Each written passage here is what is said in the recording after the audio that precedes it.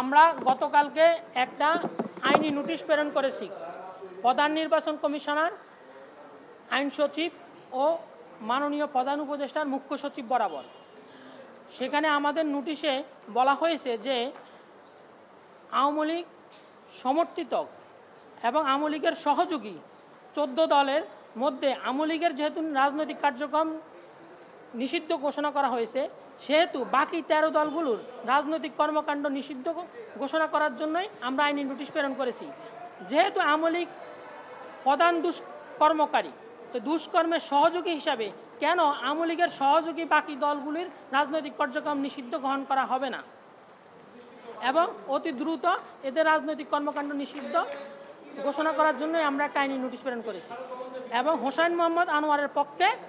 আমরা এই নোটিশ প্রেরণ করি। দলগুলোর নাম হলো জাতীয় পার্টি এরশাদ, প্রধান গোলাম মোহাম্মদ কাদের; জাতীয় পার্টি মঞ্জু, প্রধান আনোয়ার হোসেন মঞ্জু; বাংলাদেশ ওয়ার্কার্স পার্টি, প্রধান রাশেদ খান মেনন;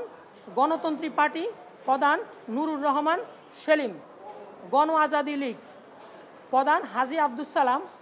বাংলাদেশের সমাজতান্ত্রিক দল বাসদ রেজাউল; বাংলাদেশ সাম্যবাদী দল মার্ক্সবাদী লেনিনবাদী,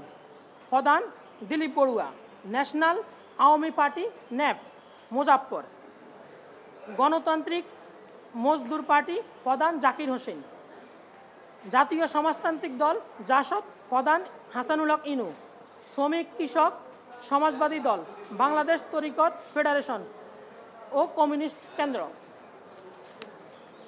এই দলগুলোর রাজনৈতিক কর্মকাণ্ড নিষিদ্ধ চেয়ে আমরা আইনি নোটিশ প্রেরণ করেছি এবং এদেরকে সন্ত্রাসী সংগঠন হিসেবে ঘোষণা দেওয়ার জন্য আমরা আইনি নোটিশে দাবি করেছি। যেহেতু আওয়ামী লীগ ফ্যাসিস্ট রাজনৈতিক কর্মকাণ্ড করে গেছে এবং আওয়ামী লীগ এই 36 দিনের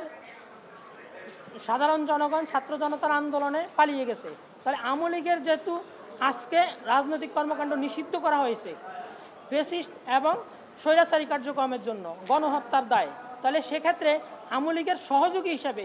বাকি দলগুলা তাদের দায়ভার অ্যাভয়েড করতে পারে না, এজন্য ওদেরকেও একই দায়ভার বহন করতে হবে। এজন্যই আমরা এই আইনি নোটিশ প্রেরণ করেছি এবং নোটিশটা আমরা প্রধান নির্বাচন কমিশনার, আইন সচিব ও মাননীয় প্রধান উপদেষ্টার মুখ্য সচিব বরাবর প্রেরণ করেছি।